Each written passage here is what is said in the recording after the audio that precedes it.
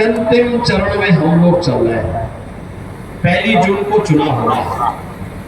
6 चरणों के चुनाव हो चुके हैं।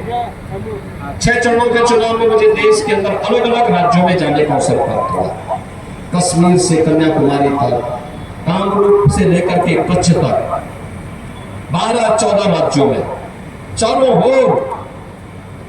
ओर एक ही नारा है, एक ही संकल्प है, और वह है फिर एक बार मोदी सरकार का।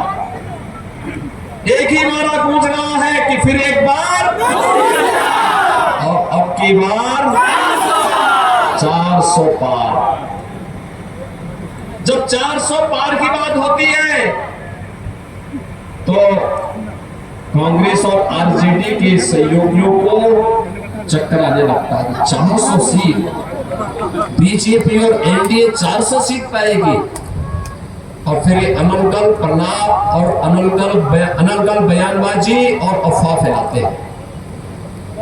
बहनों भाइयों, 400 पार जब जनता जनार्दन से हम पूछते हैं, मैं देश के अलग अलग क्षेत्रों में गया, पूछा मैंने कि 400 पार का आपका कैसे कह सकते हैं।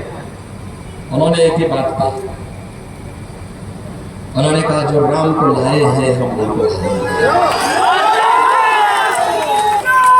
जो राम को लाए हैं हम उनको लाएंगे।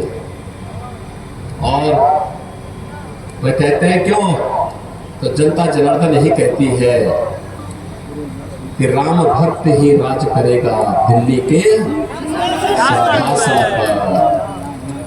राम भक्त ही राज करेगा, कोई रामद्रोही नहीं। और इसके लिए उन्होंने संकल्प लिया है। 500 वर्षों का इंतजार समाप्त हुआ। अयोध्या में रामलला का भव्य मंदिर बना। बहनों और भाइयों, आज अयोध्या में राम मंदिर का निर्माण भारत के अंदर एक नई ऊर्जा का संचार करता है। कश्मीर में धारा 370 की समाप्ति होती है तो आतंकवाद की ताबूत पे अंतिम कील ठोका जाता है।